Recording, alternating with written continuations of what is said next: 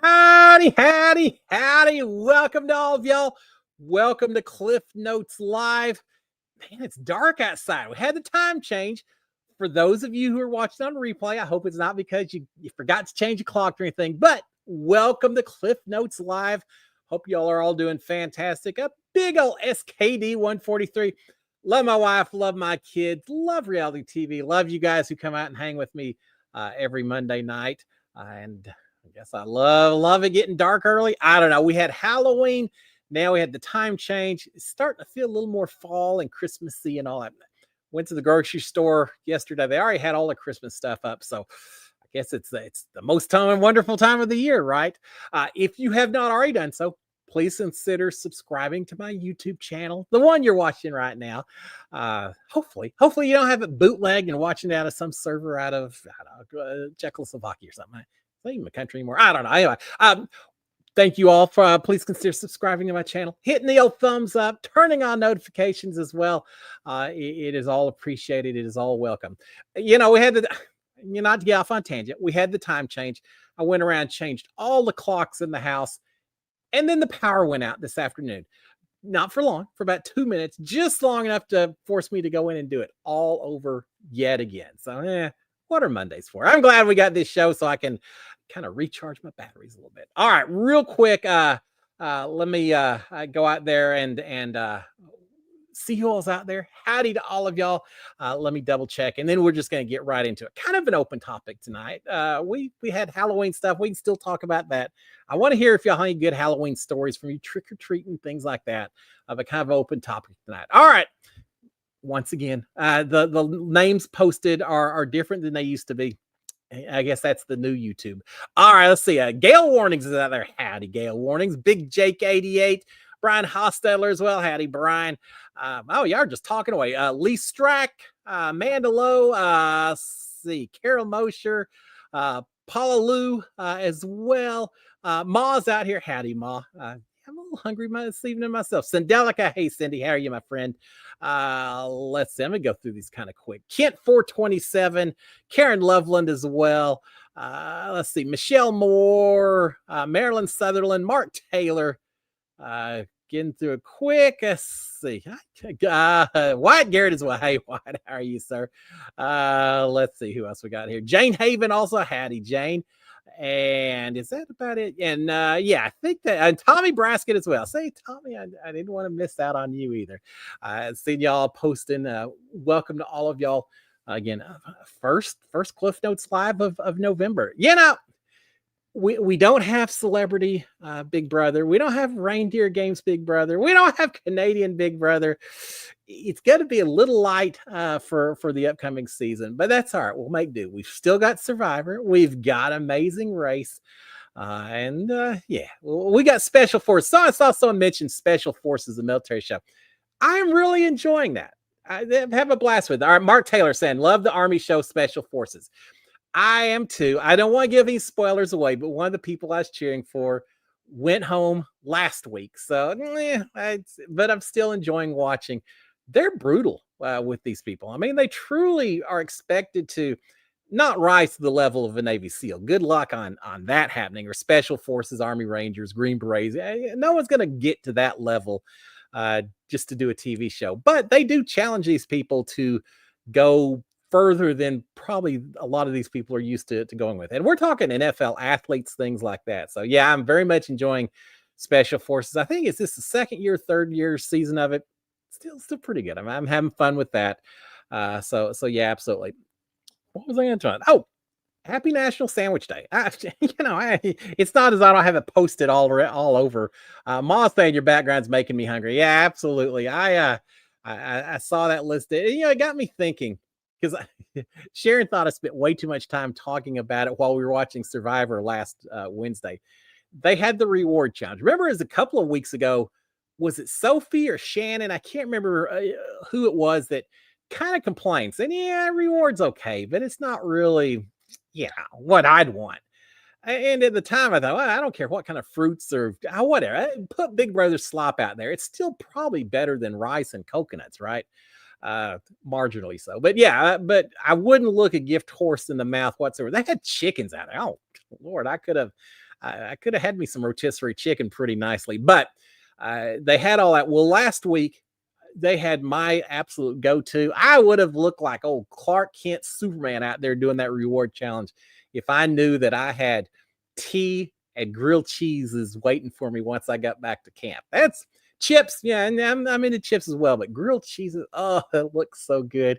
I would have I don't know. If you've been out on an island, of course, they've only been out there, what, a couple of weeks. It goes so fast in modern day Survivor, but I don't know how many grilled cheeses I could potentially put down. Probably enough to clean out the whole island of Fiji of any grilled cheese condiments that they may have had. Those look so good. I can only picture if you're hungry and then you get led to that reward challenge. I felt good for this player. And was it Sophie who that was her first reward challenge, first time she had a chance to eat basically anything at all? It's good for her. I gotta say, I know Mark has asked me several seasons or several weeks in a row who my favorites are and all, and I always say, man, I don't know these people enough to know yet. I'm starting to get a lot better with it. I'm kind of liking Sophie. She's quite the character out there. I'm liking Riz God, Rizzo, whatever you want to call him as well. He's fun. I've been kind of cheering on Alex just because he just, I don't know, and Nate as well, because I feel like Nate's kind of a fish out of water in a lot of ways, but and he's a little bit older, but hey, he's holding down the fort so far, right? But yeah, they were all eating those grilled cheese sandwiches, and it looks so good. And it leads to the first question of the night. I want to challenge y'all with something, a little question here. Why? Well, two questions. One, if you're on Survivor and you get a reward challenge, what if you buy a food, hidden food at an auction, Survivor auction, and Jeff Probst says, "What are you hoping is inside that you're waiting for? If you can have anything at all, what would your choice be? Would it be a sandwich? Would it be something completely different than a sandwich?"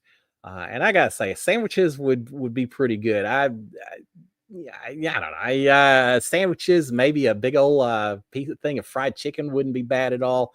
But what would y'all's favorite go-to be? What would be the reward challenge that would make you the most enthusiastic to get out there and compete and win? And I'm saying food, but I suppose it could be other rewards as well. I hate the cold. I've told y'all before, that is my Achilles heel. If they had jackets or tarps or anything like that, that would be kind of special as well.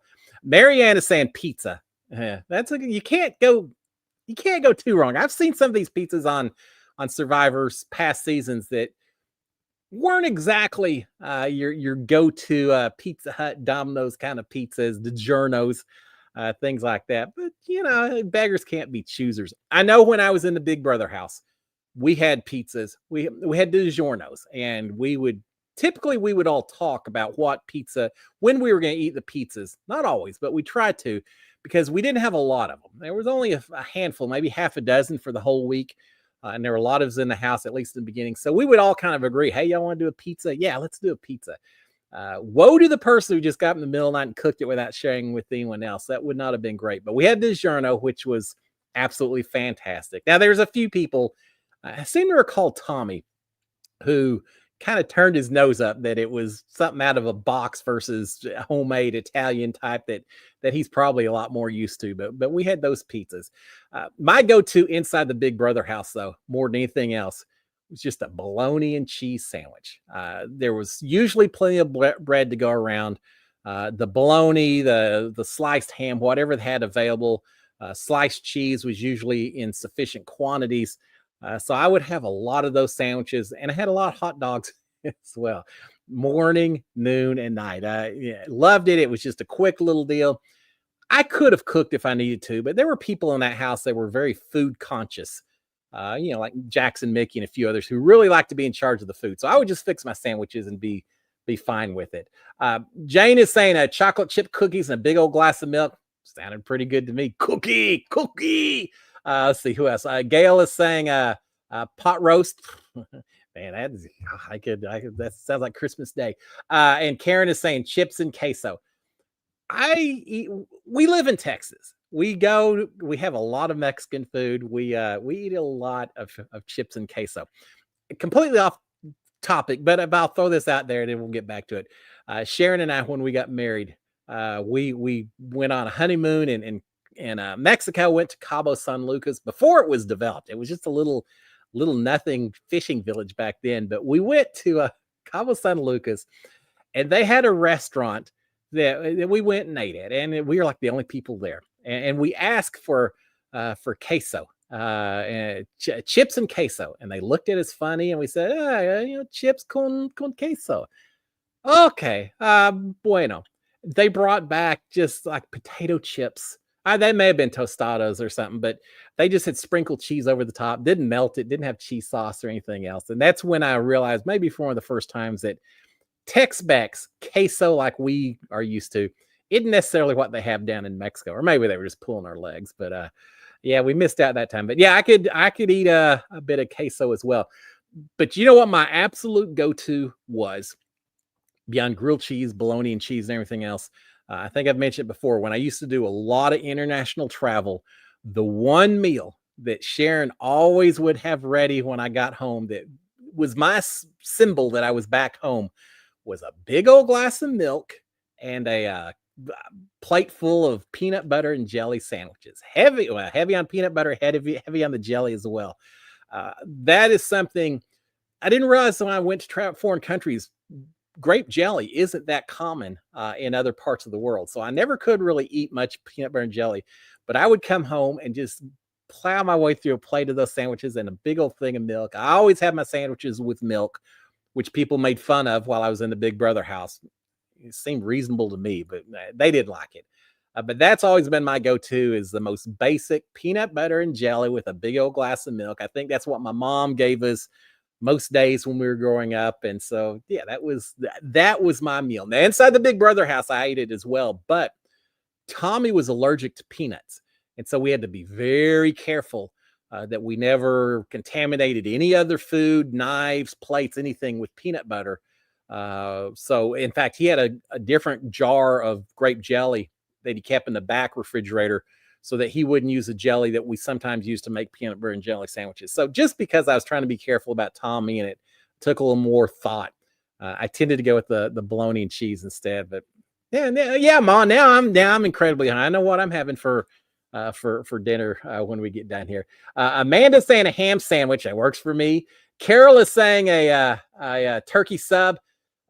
Tommy's saying gumbo. All right, Tommy, all of these are sounding good. Gumbo sounds pretty good. Throw a little boudin in there as well. Bake it. I used to work in Lafayette, Louisiana, so I'm big into the Cajun foods. Paula's saying a cheeseburger. Now I think it's a Jimmy Buffett cheeseburger in paradise. And Big Jake is saying pepperoni pizza. All right, though. We started off on the wrong foot, right? It's already an hour later than it normally is. So it's past my dinner time. My body's already telling me. But, I used to work in Venezuela for a while. And at one point, I was out in the middle of nowhere. I mean, just absolute jungle Venezuela. I'd been to a well location. So we were well removed from all the big cities and everything else.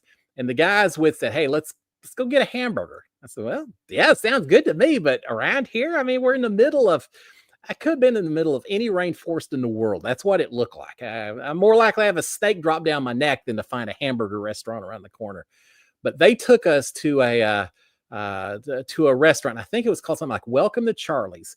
And it was a guy who had grown up, lived in Texas his whole life, retired down in Venezuela, moved to some tiny little podunk city, and decided to open up an American hamburger restaurant in the middle of nowhere. And they drive down this old dirt road, turn a corner. Here is this kind of outdoor restaurant with just leaves for the roof and all of that. And underneath it is the most glorious grill. They cooking hamburgers for everyone. I don't know where he got all this food. That may have been my exposure to snake meat for all I know that day, but it doesn't matter because it was so fantastic. Playing country music on a radio or a stereo system they had there. Just felt like home for just a little bit. So yeah, those all sound pretty good, guys. But the more I think about it, you can't go wrong with just a good old hamburger, right? So yeah, we'll see. Karen Loveland saying, what is your background tonight? I don't know. I just saw this when I was looking around and thought, all right, that's kind of a generic, nice little sandwich deal. It does remind me, there's a reality show God, it's been several years. I could not for the life of me tell you the name of it. Maybe Sharon probably don't remember. It was a competition where they started off with like 8 different people who all had an idea for a new chain franchise restaurant that they wanted to open up. And they wanted to, some people wanted to do like fast food, Indian food. Some wanted to do fast food, meatballs. Just everyone had their different idea, and they had to go in and do different themes and cook the menus and price it out. And then they had a host of experts who would come in, and every week they'd eliminate one team because they failed whatever challenge that was, until finally there were 2. And I think the winner may have done a Greek pop-up fast food restaurant or something. It's cool. It made me hungry every time I watched it. Why did we get on the topic of food? How long have I talked now? For 15 minutes talking about food. Maybe we can move on a little bit. All right, Maryland Southern is saying, electricity going out is not so bad. I broke the hands on my clock changing the time back. Well, yeah, that's not so good. I feel like there's some kind of very philosophical saying about clocks that have no hands or something, but that makes it a little tough. I'm just amazed that you still have a clock that has no hands. I think there's a lot of people who would be completely dumbfounded nowadays trying to read the time if it wasn't a digital output in some form or manner, right?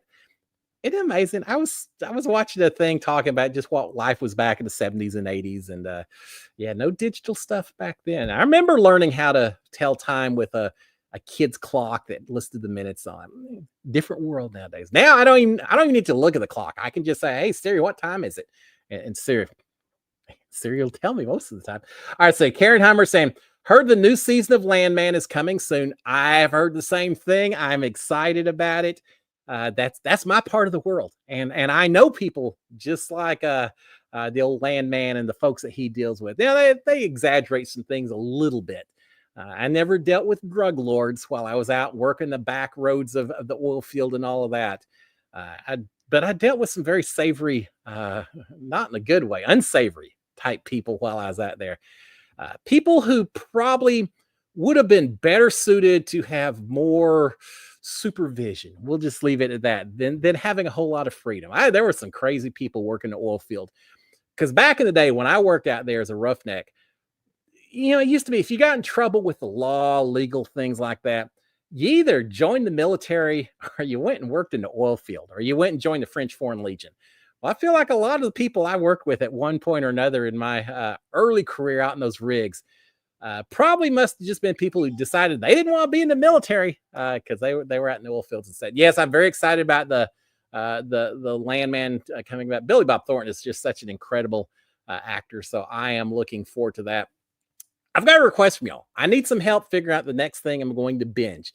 Big Brother's over. Yeah, I'm keeping track of Survivor and Amazing Race, but I need my next go-to for that. All right, Cindy saying they announced the new cast for the new season of Traitors. I have not seen that yet. I need to go check it out. Now, I think the new season is not celebrities or people we know, right? They're all brand new folks that are getting brought in. I think I read somewhere that's the case, which from my standpoint, yeah, I'd love to be on that show. So from my standpoint, yeah, but I'm really excited about it. I've told you, if it's me coming back to some show, then fantastic. But other than that, I like seeing newbies on and everyone getting their chance to shine and win or lose or just enjoy the experience that I did when I was on Big Brother. So all right, I'm gonna have to check that out, Cindy. I haven't seen that. Haven't seen that yet. Anyway, talking about binging, we Sharon and I got hooked onto a show. Y'all give me y'all's thoughts on it. I think it's on Amazon Prime. The Summer I Turned Pretty. Yeah, I know those of you who knew about it are probably already looking at me saying, "Why is that guy watching that show?" I got a little romance spot in my bod, just like everyone else, and yeah, watched it. It's all for those of you who don't know. It's all about a girl named Belly. I think they call her Belly, who basically ends up liking some people that she's grown up with, and I don't want to give any spoilers or anything, but it was one of those where people you've grown up with as friends, and suddenly it starts turning into romance as people start getting older, and so it's all about her and her close circle of friends and all of that. And so anyway, y'all, we enjoyed it. I think it was 3 seasons worth of stuff. It was good. Apparently, it's based on a series of books, but we like Summer I Turned Pretty, but it's through. We finished watching that, and so now I'm looking for the next big thing that I need to be checking out. So give me some thoughts. Give me what am I missing? What's the new go-to thing that's out there that I'm just too oblivious to even know about? Uh, I'll welcome your thoughts. Now, while y'all are thinking about that, I do have one show to recommend to y'all. For those of you who have Netflix or have access to it, check out a movie called House Full of Dynamite or House of Dynamite. I'm not sure which it is, House or House Full of Dynamite. We had no clue what it was. We watched it last night, talking about an intense, stressful movie. And I'm not really going to go into any details other than just to say it starts with a missile firing off, theoretically pointed towards the United States. And it's all a whole lot of people, how they deal with it, how they address it, mainly people in political circles, military circles, things like that. Scary, very scary, especially as a child of the 70s who grew up being told that we're just a few minutes away from the Russians wiping us all out. And we believed it. I grew up thinking, well, one of these days it's going to happen. It never did. But now you got a whole different group of cast of characters to worry about things like that. Anyway, watch that show. We watched it. Loved it. I was not happy when it ended, but it ended, and it was good. I'd really like to get y'all's thoughts next week if you go out there and check it out. One of my favorite shows that I've seen in the past few weeks. So House or House Full of Dynamite is what it's called. It's got Idris Elba in it. I love that guy. He's such a great actor. And just anything he does is good. All right. The other show I watched. This was pretty good up there as well. The Long Walk. Originally Stephen King novel. I read it when he first published it. He wrote it when he was like 18 or 19 years old, didn't publish it until he was already very well established. He had written it under a pseudonym, Richard Bachman. He finally published that. It's the same series of books. One book that had 4 different short stories. One was The Long Walk. One was The Running Man, which had Arnold Schwarzenegger once upon a time. They've got a new version of it coming out. Ryan Gosling or someone, I don't remember who, but The Long Walk, the whole story, it's a little bit like Hunger Games or something, a dystopian society. The whole idea of it is you got a whole bunch of boys that start walking. They have to walk at least 3 miles an hour. If they stop walking, if they slow down beyond that after a couple of warnings, that's it. They take you out, and not in a pleasant way. No, they take you out in a very permanent type way. There's no finish line. You just keep walking until there's only one person left. And I loved it when it was a book, and I enjoyed it as a movie as well. It was pretty good. I don't know there's that much difference between where we are in the society with our reality TV versus where you potentially could be with something like that. I mean, obviously, we're not to that point. When I got booted out of the Big Brother house, I knew I was coming home to my family.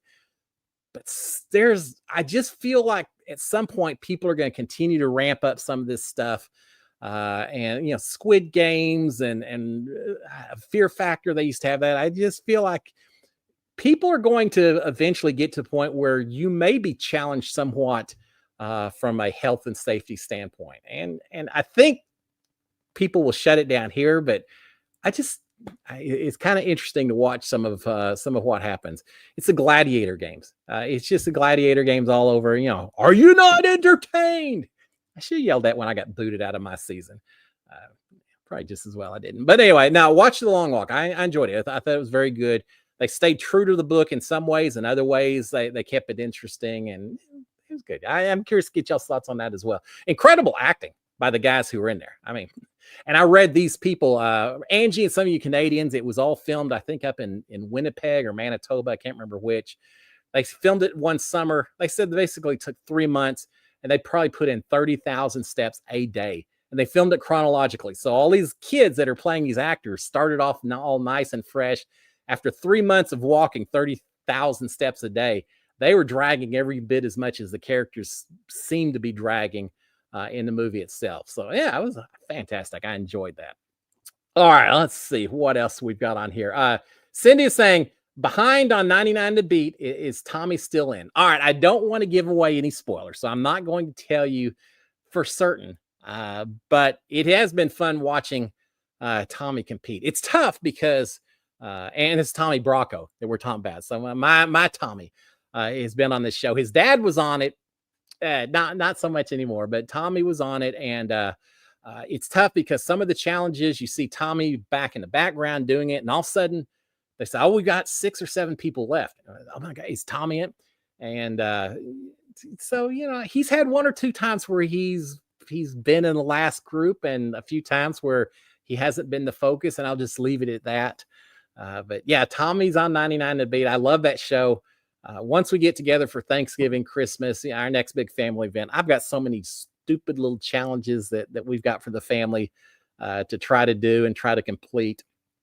Yeah, we're gonna have a lot of fun with it. It's cool the way they always come up with new reality TVs, new rules, new challenges, new things to make you look dumb, win a lot of money. Sometimes a combination of both, all in the interest of going on TV, right?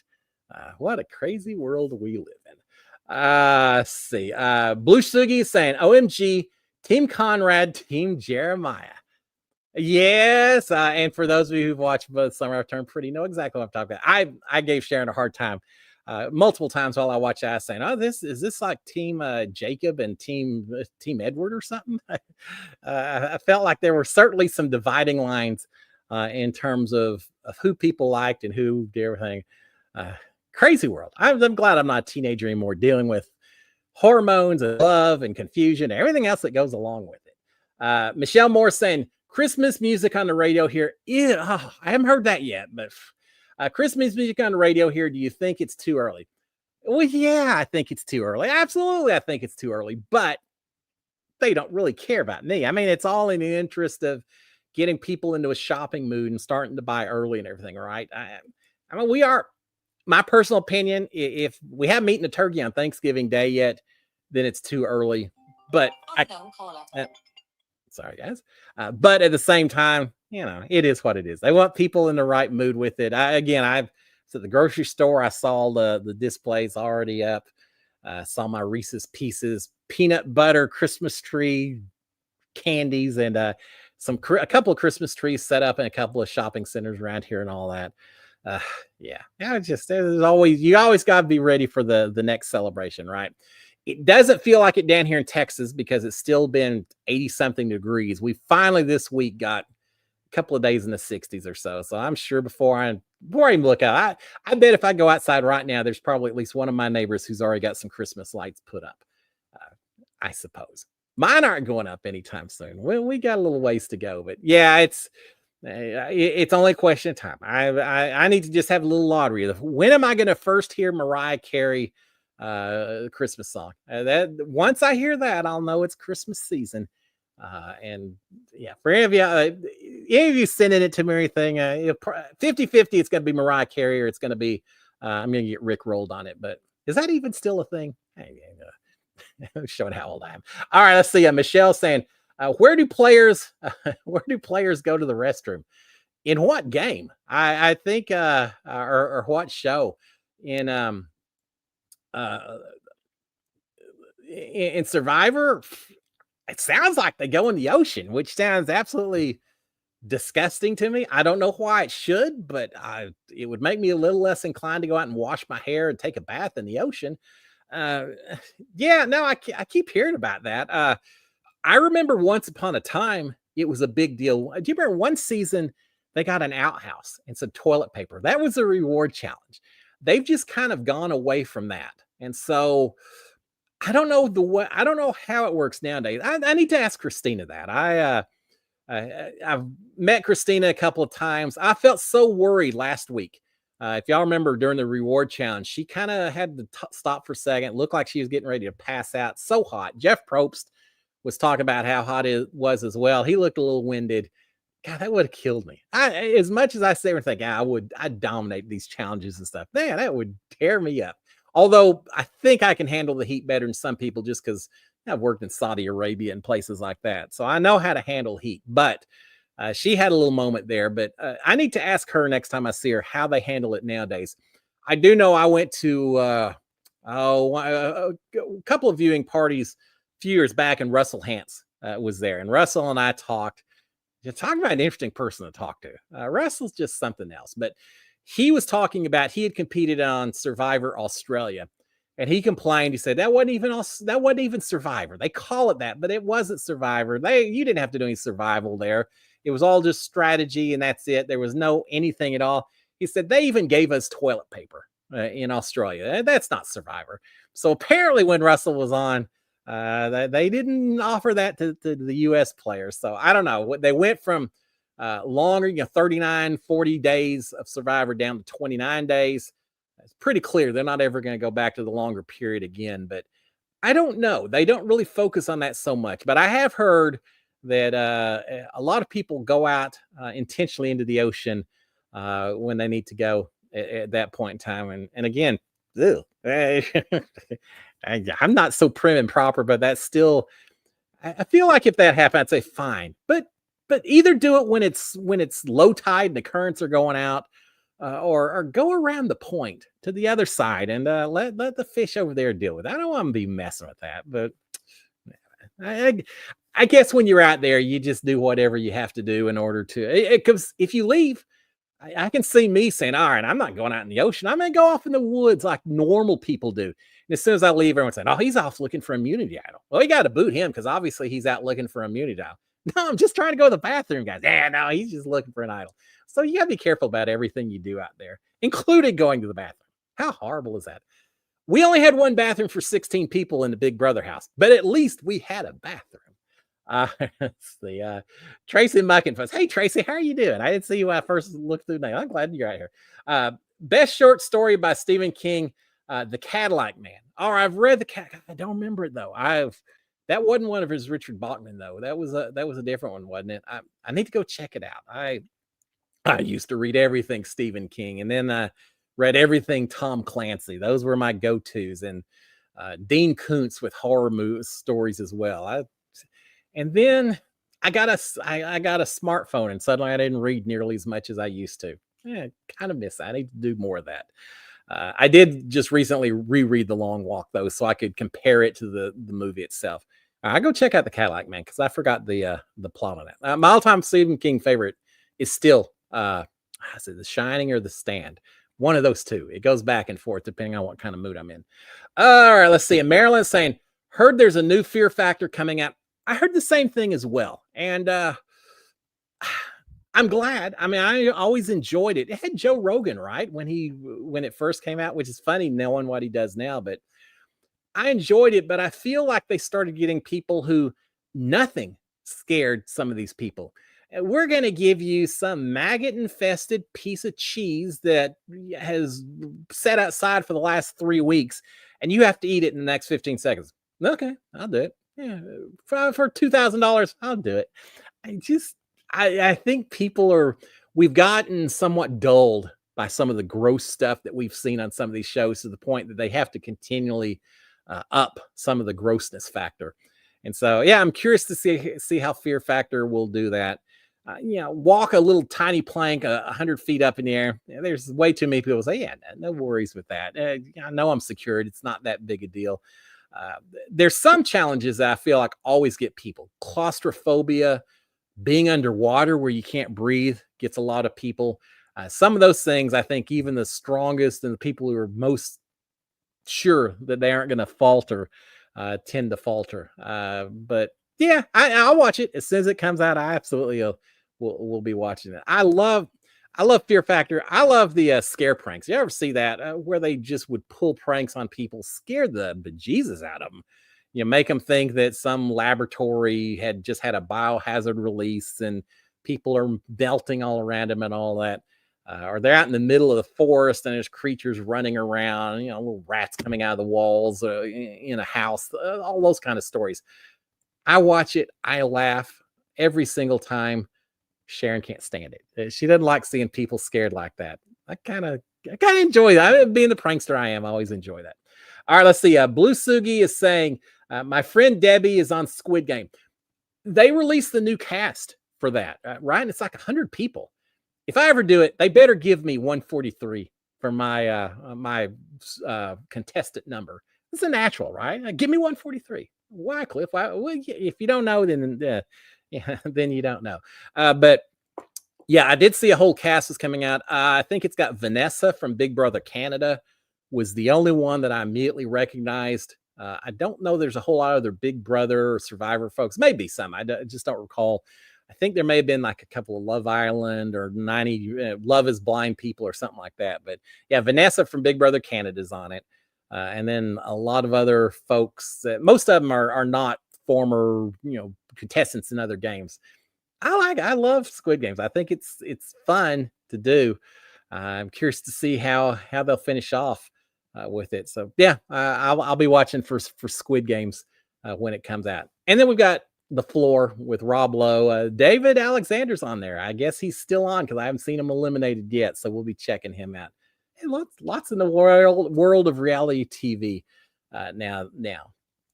All right, Zesty Z Animal saying weapons is certainly interesting.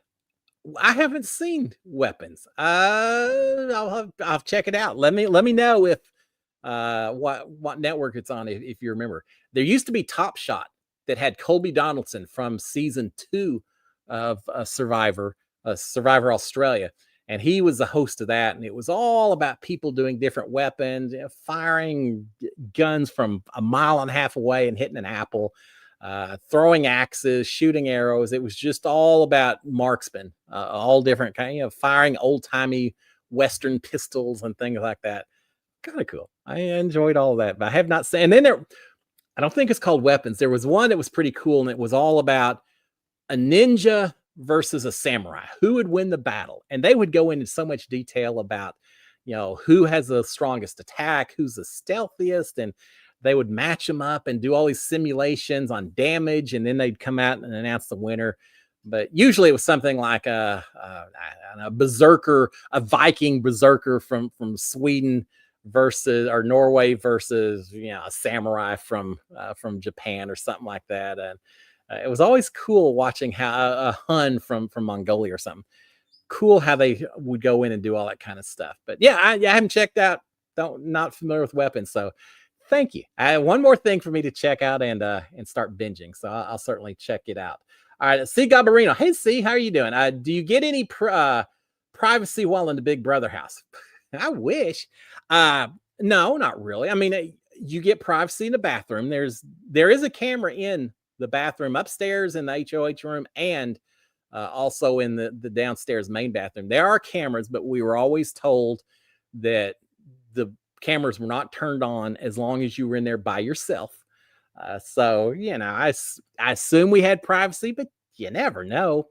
And you still go in there with your microphones on. If you want to be polite, you could take it off. I think most people just like, whatever. So yeah, not a lot of privacy. Showers, we had the privacy screen, so you really couldn't see from say chest to knees. So yeah, we had a little coverage there, a little modesty panels and all that, but beyond that, no, there's no privacy. There was nothing that could be said that you didn't know whether the cameras were on you or not. Now, occasionally during lockdowns, when we were locked down upstairs on Thursdays before the eviction episode, for example, if they were playing music, then you knew that if they're playing music, you knew that the live feeds weren't on. So sometimes you could have a real quick little whispered conversation with someone on that. But if it was anything game related, they'd shut down the music and everyone give you a dirty look because you're the one that caused the music to shut down. So you really couldn't have conversations about the game at any time and expect there to be any privacy at all. Every once in a while, if you just had some quick story that you were just dying to tell someone else that you didn't feel comfortable.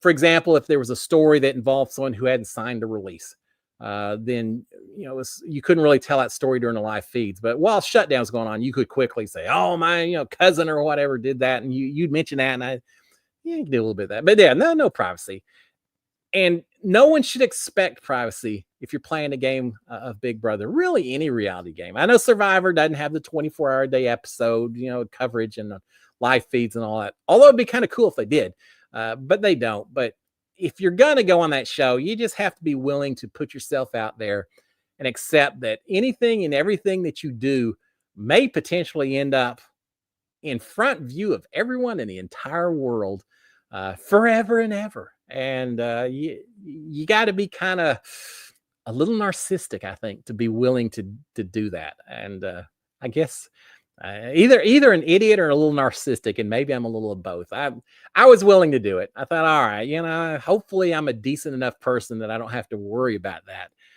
But you do anyway. You still worry that some little off the cuff remark that you threw out there is going to be taken the wrong way and all of that. It's brutal. It works on you after 3.5 months of doing that kind of stuff. But yeah, no privacy whatsoever. All right, Big Jake 88. The Black Phone 2 was awesome. Black Phone. That's a movie, right? I'm pretty sure I saw that when I was looking through movies, Halloween movies, and all that. All right, I'll check that out as well. Sounds like one of those that I may be watching it while Sharon is doing something else. We'll see. Zesty Animals saying Weapons is a new Josh Brolin, Julia Garner, supernatural mystery horror movie. All right, well, mystery and horror thrown in there got my attention.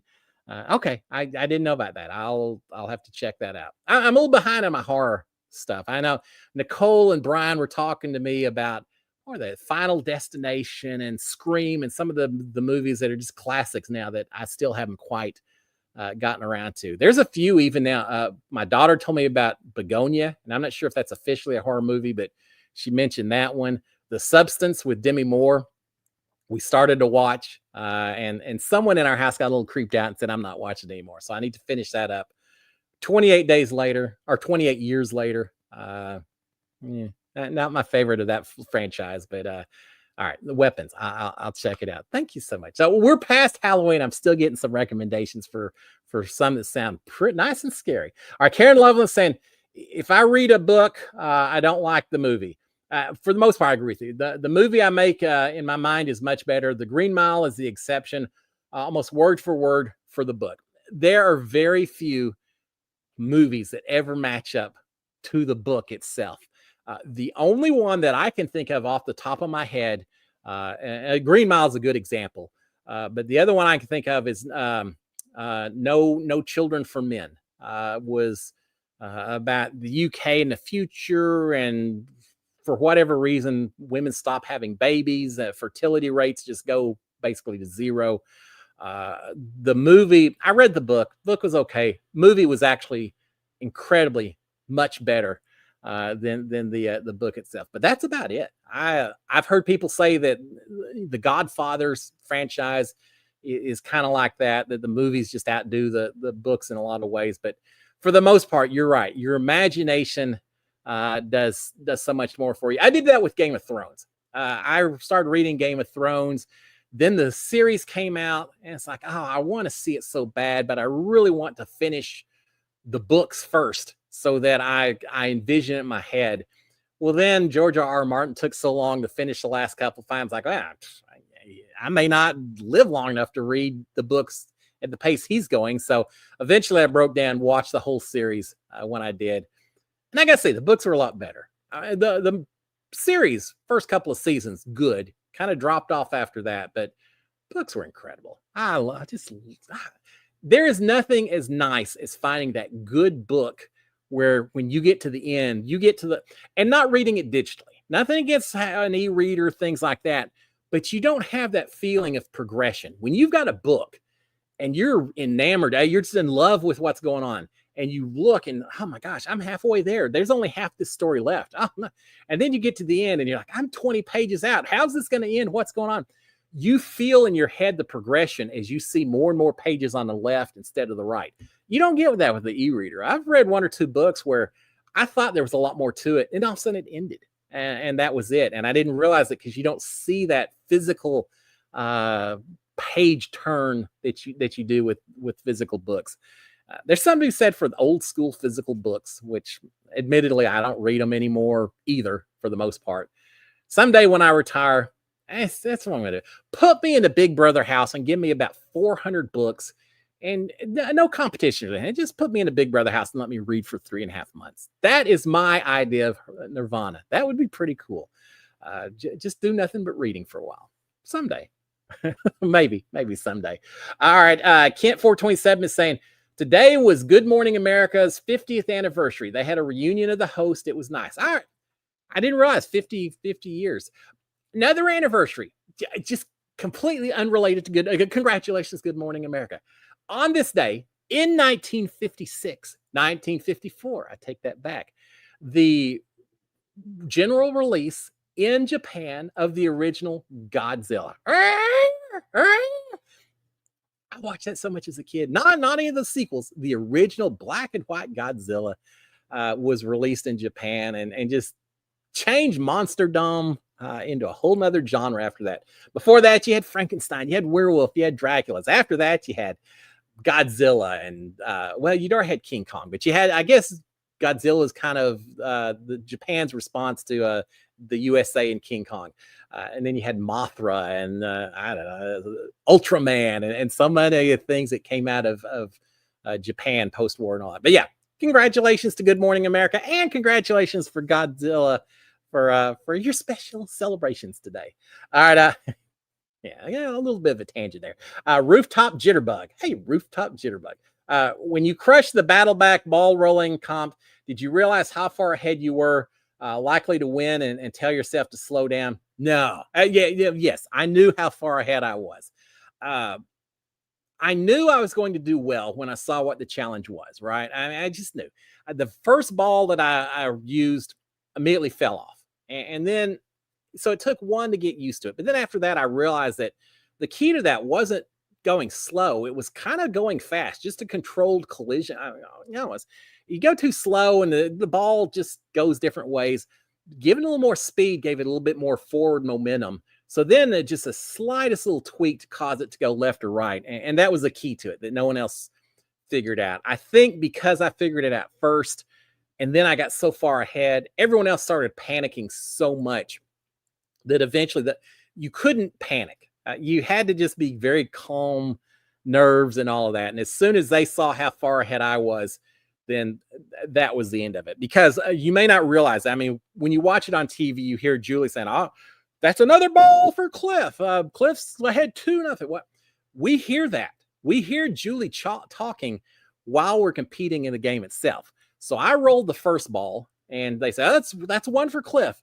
I remember thinking, I haven't heard anyone else's name mentioned, but I figured they were right behind me. So then when I get the second ball in and still no one else's names have been mentioned, it's like, all right, this is working okay. And then after I think the second ball went in, just a second later, I heard Julie Chen say that Ovi gets his first ball in. So Ovi was the closest to me. But then after that, I just kept rolling. Not a single ball fell off. I was in a zone. I was as focused as I've ever been. There was never any consideration of me stopping or slowing down. Now I wanted to dominate. I was mad at the house for voting me out. I wanted to kind of put the fear of God into them a little bit. And so I was very much challenged to succeed and very focused when I did that. Now, looking back, I come up with all these little things. Because I think Julie said, "Oh, you guys, y'all got 30 seconds." And I said something like, "Yeah, Julie, I don't need that long." A little cocky there, but I said, "Yeah, I don't need that long, Julie. I was on my last ball. I knew it was going to go in." I always think I should have said something like, "Oh, Julie, get an extra commercial ready because I'm not going to need 30 seconds." Yeah, some kind of little smarmy little something. No, I just said what came to my mind. I'm not going to need that long, Julie. I got it handled.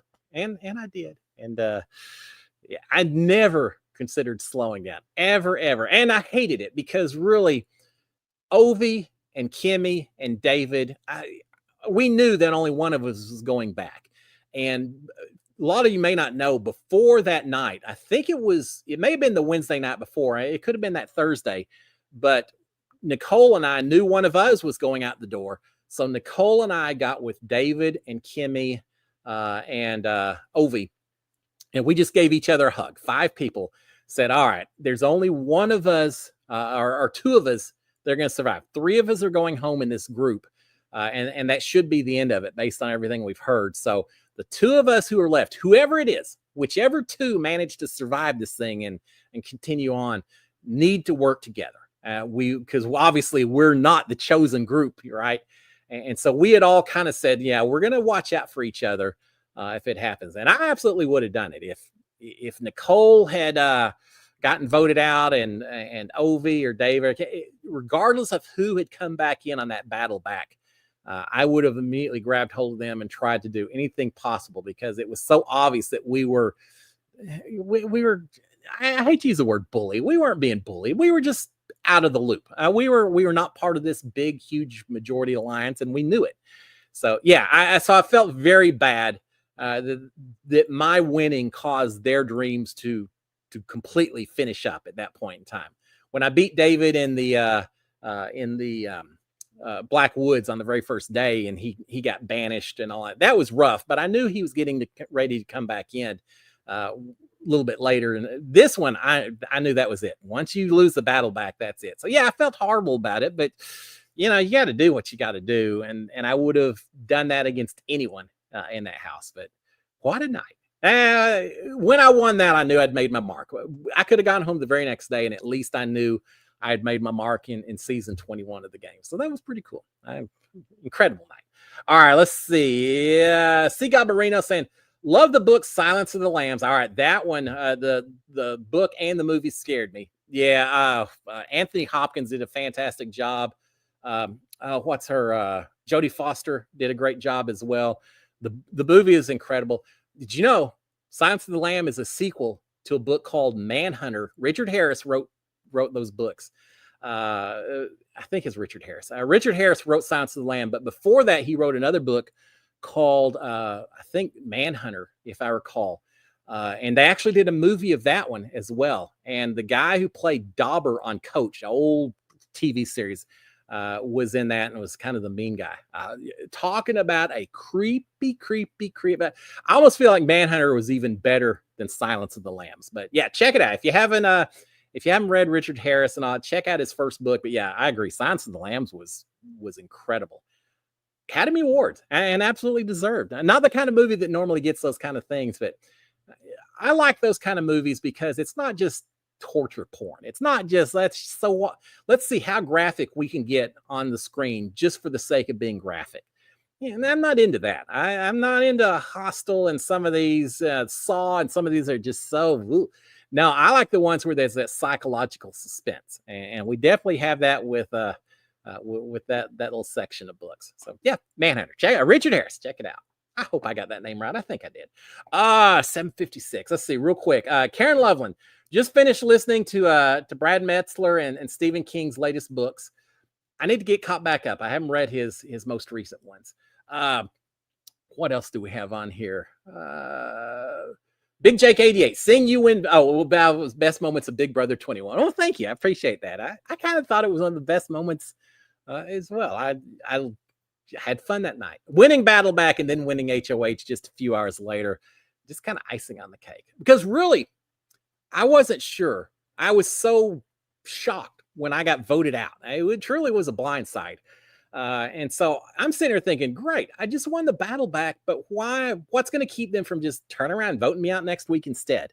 I wasn't really sure right then and there what was going on. I wasn't even sure to start with who had voted for me and against me. I figured that out pretty quick, but it's like, great, so I won, but now what do I do? Well, when I won the HOH, then that gave me a little opportunity to consolidate some power, get some information, find out that Christie had power that could screw me over. But yeah, then at least I knew I was safe for an extra week, which gave me some time to work some angles and make some deals, which I did. And then it was kind of not easy. That's not the right word. It was a little bit more focused what I needed to do from that point on. But yeah, I had to win that HOH and not just the battle back. And I did. And it worked out. All right. What else are we going on? We talked about Survivor. We didn't really talk too much about Amazing Race. It's kind of rough. Well, should I give spoilers? Yeah, I'll give spoilers since it's not live feeds or anything else. So we lost Rubina and her sister, which kind of rough. But you know what surprised me is the fact that they came in last place and Tucker and his brother came in first place. Weren't those two supposed to be a little bit of an item after they got out of Big Brother last season? I thought so. I thought they were even dating even while the show started. And yet you never saw those two teams really ever working together. Now, maybe part of it was really starting very early. Seems like Tucker and his brother were way ahead of Rubina. Who knows how often they even saw each other. But yeah, we had one finish first, one finish in last place. And then I saw a story last week where apparently Rubina and Tucker are no longer No longer an item. They've called it quits. It so often happens with Big Brother showmances. So yeah, that part is no more. But Tucker did say something about he was hoping they could stay cordial and all of that. I did think it was funny watching that show that Izzy and Paige are so upset with Jag and Jazz. And I forgot it's carryover from their season of Big Brother.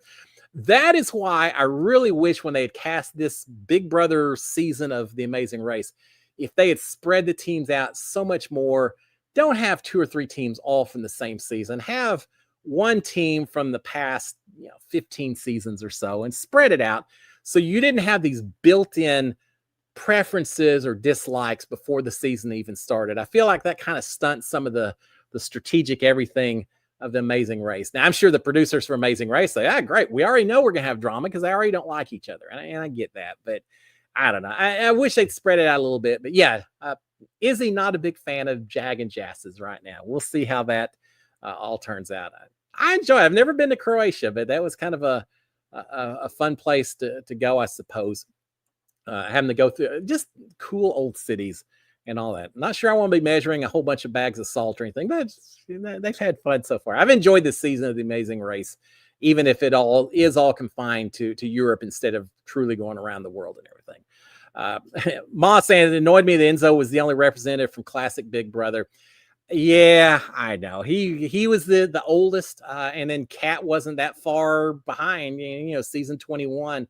It irritates me a little bit. It irritates me a little bit more because I still feel like Enzo probably took the place that otherwise maybe could have been mine. But, it's just like I tell y'all when you try for Big Brother and anything else, you can't get too upset if you don't get one of these slots. It's a lightning in a ball. Sometimes it happens, sometimes it doesn't. But Lord, I wish Enzo had done just a little bit stronger than he did in the show. He didn't represent classic Big Brother that strongly, did he? Yeah, live to fight another day. Or sometimes you don't.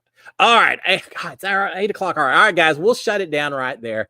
I hope y'all have a fantastic week and enjoy the time change. Enjoy getting dark. Enjoy some college football if you have access to it. A little chapped. I didn't get to watch as much as I could because of people cutting off channels and all that, arguing. Whatever. Anyway, y'all have a fantastic week. Don't eat all your Halloween candy at once. Some of you may already be too late to give that warning, but y'all have a fantastic Monday. Have a fantastic week. For those of you who are watching on replay, thank you for checking me out a little bit later as well. If you haven't done so, please consider subscribing, turning on notifications, hitting the old thumbs up. It's all appreciated. And guys, when I see y'all, what is today, the 3rd or 4th? Man, it'll be almost halfway through November. I guess we'll start talking. We talked a lot of food tonight. We'll talk more food next week. We'll talk a little turkeys and stuffing and everything else. Guys, y'all have a great one. I will see y'all next week. Between now and then, if y'all got any topics you want to talk about, send me a DM, Instagram out here or Twitter, whatever they call it nowadays. Send me a message. We'll cover it next week. Guys, y'all have a great one. I will talk to y'all. Until then, SKD 143. Cheers, my friends. Bye. I'm going to go fix me a sandwich. Cheers.